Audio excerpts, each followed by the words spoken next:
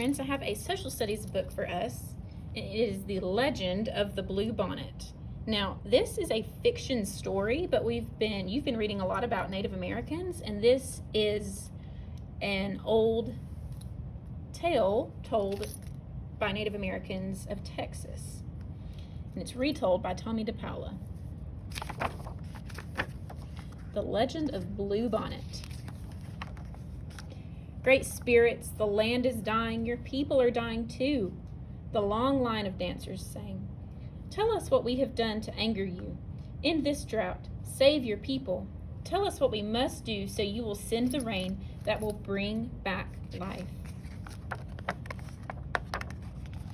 For 3 days, the dancers danced to the sound of the drums, and for 3 days, the people called Comanche watched and waited.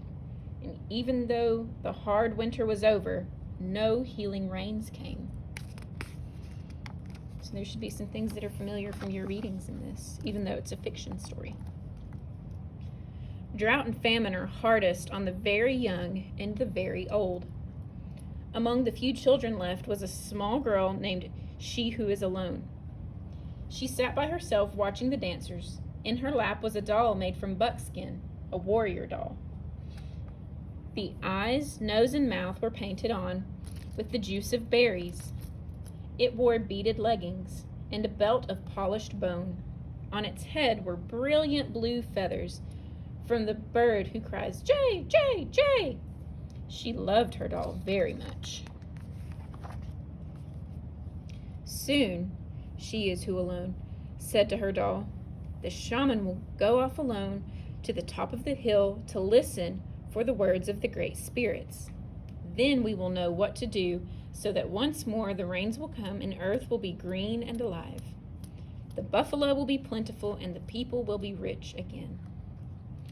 As she talked, she thought of the mother who made the doll, of the father who brought the blue feathers.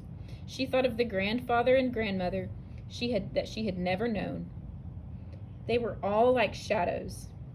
It seemed long ago that they had died from the famine. The people had named her and cared for her. The warrior doll was the only thing she had left from those distant days.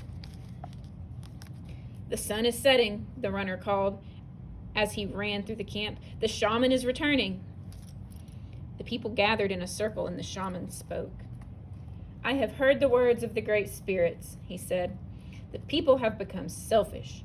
For years they have taken from the earth without giving anything back. The great spirits say the people must sacrifice. We must make a burnt offering of the most valuable possession among us. The ashes of this offering shall then be scattered to the 4 points of the earth, the home of the winds. When this sacrifice is made, drought and famine will cease. Life will be restored to the earth and to the people. People sang a song of thanks to the great spirits for telling them what they must do.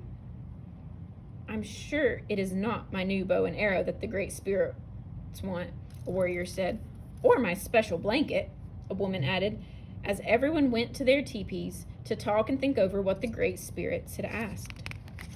These people sound like they're not willing to give up what's important to them. Everyone, that is, except She Who Is Alone. She held her doll tightly in her heart. You, she said, looking at the doll, you are my most valuable possession. It is you the great spirits want, and she knew what she must do. As the council fires died out and the teepee flaps began to close, the small girl returned to the teepee where she slept to wait. The night outside was still except for the distant sound of the night bird with the red wings. Soon everyone in the teepee was asleep, except She Who Is Alone. Under the ashes of the teepee fire, one stick still glowed. She took it and quietly crept out into the night. She ran to the place on the hill where the great spirits had spoken to the shaman. Stars filled the sky, but there was no moon. Oh, great spirits, She Who Is Alone said, here is my warrior doll. It is the only thing I have for my family who died in this famine. It is my most valuable possession. Please accept it. Then, gathering twigs, she started a fire with the glowing fire stick. The small girl watched as the twigs began to catch and burn. She thought of her grandmother and grandfather, her mother and father, and all the people, their suffering, their hunger, and before she could change her mind, she thrust the doll into the fire. She watched until the flames died down and the ashes had grown cold. Then, scooping up a handful, she who is alone scattered the ashes to the home of the winds, the north and the east, the south and the west. And there she fell asleep until the first light of the morning sun woke her. She looked out over the hill, and stretching from all sides, where the ashes had fallen, the ground was covered with flowers, beautiful flowers, as blue as the feathers in the hair of the doll, as blue as the feathers of the bird who cries, "Jay, Jay, Jay." When the people came out of their teepees, they could scarcely believe their eyes. They gathered on the hill with she who is alone to look at the miraculous sight. There was no doubt about it. The flowers were a sign of forgiveness from the great spirits. And the people sang and danced their thanks to the great spirits. A warm rain began to fall, and the land began to live again. From that day on, the little girl was known by another name, one who dearly loved her people.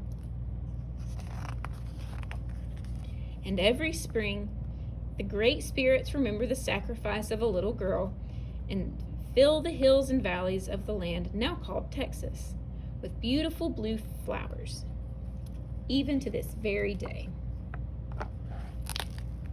And so those are called blue bonnets, and those are real flowers that grow.